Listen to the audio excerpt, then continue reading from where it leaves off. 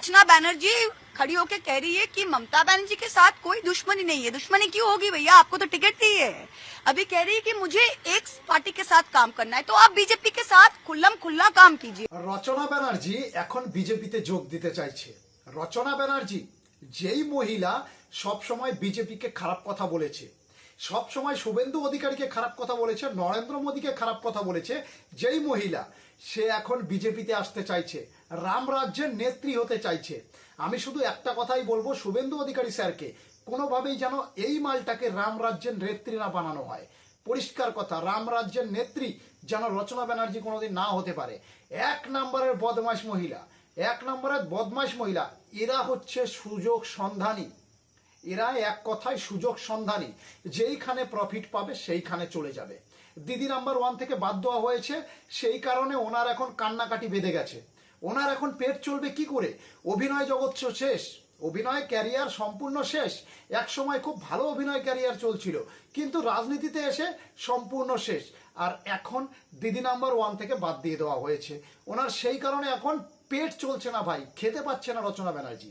তো সেই কারণে ভাবছে কোনো রকমে যদি বিজেপিতে যোগ দেওয়া যায়, কোনো রকমে যদি বিজেপিতে যোগ দেওয়া যায়, আবারও যদি হুগলির থেকে দাঁড়ানো যায় বিজেপি প্রার্থী হয়ে, তাহলে আবারও কটা মানি আসবে, কটা টাকা আসবে, আমি সুখে শান্তিতে থাকতে পারবো। এটাই ভাবছে রচনা ব্যানার্জি। তো ভাই আমি এক কথাই বলবো, এই রচনা ব্যানার্জি যেন কোনোভাবেই বিজেপিতে না আসতে পারে। আমি বিজেপির প্রত্যেকটা সমর্থককে বলছি, ভাই রাস্তায় নেমে আন্দোলন করব। সাফ কথা, যদি রচনা ব্যানার্জিকে কোনো রকম ভাবে বিজেপিতে নেওয়া হয়, আমি শুভেন্দু অধিকারীর কাছে হাত জোর করে বলছি, প্লিজ স্যার প্লিজ, দয়া করে এই ধরনের খারাপ মহিলা যেন কোনোভাবে রাম রাজ্যের নেত্রী না হতে পারে। देखिए आपको मैं आपको जवाब नहीं दूंगी, मैं जवाब सिर्फ अपने क्षेत्र के लोगों को। It is not the way, मैं बोल दूंगी जो कहना है मुझे।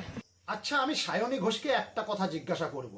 লাগাও সায়নী, তোমাকে একটা কথা জিজ্ঞাসা করব, কি লাভ হলো, কি লাভ হলো বাঙ্গাল কো গুজরাট নেহি বাননে দেঙ্গে বলে? কি লাভ হয়েছে আমাকে বোঝাও। বাঙ্গাল কো গুজরাট নেহি বাননে দেঙ্গে, বাংলায় বিজেপিকে আসতে দেব না, বাংলায় নরেন্দ্র মোদী কোনোদিনও আসতে পারবে না, শুভেন্দু অধিকারী কোনোদিনও জিততে পারবে না। কি লাভ হলো এগুলো বলে? এখন তুমি সেই বিজেপিতেই আসতে চাইছো, এখন তুমি সেই বিজেপিতেই আসতে চাইছো, আর এসেও গেছো। মানে সত্যি কথা বলছি, এরা যে কত বড় সুযোগ সন্ধানী আর কত বড় স্বার্থপর, সেটা সায়নী ঘোষকে না দেখলে বোঝা যাবে না। লাগাও সায়নী ভাই, সব কথা লাগাও সায়নী। ডাইরেক্ট মহাদেবকে অপমান করেছে, মানে ভগবানকেও ছাড়েনি সায়নী ঘোষ। আর নরেন্দ্র মোদী তো একটা সামান্য তুচ্ছ মানুষ, তাকে কেন ছাড়বে? শুভেন্দু অধিকারী তো তুচ্ছ মানুষ, তাকে কেন ছাড়বে? এই মালটাকে সত্যি বলছি, আমার দেখলে যা রাগ হয় সায়নী ঘোষকে, কিচ্ছু বলার নেই। অভিনয় তো পারে না, অভিনয় তো এর দ্বারা হয় না। ভালো একটা নায়িকা কোনোদিন হতে পারেনি, ভালো একটা অভিনেত্রী কোনোদিন হতে পারেনি, আর ভালো নেত্রীও হতে পারেনি, ভালো নেত্রীও হতে পারেনি, মানুষের পাশে দাঁড়াতে পারেনি। সেই কারণে মানুষ লাথি মেরে সরিয়ে দিয়েছিল এই মালটাকে।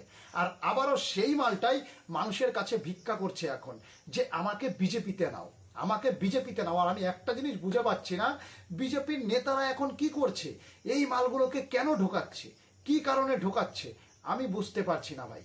এই মালগুলো বিখ্যাত শয়তান, বিখ্যাত শয়তান সায়নী ঘোষ। একে কোনোভাবেই নেওয়া উচিত নয়, আমি মনে করি, এটা পরিষ্কার কথা। এবার জনগণ কি বলবে সেটা জনগণ বলবে, যে জনগণ কি ভাবছে, যে সায়নী ঘোষের বিজেপিতে আসা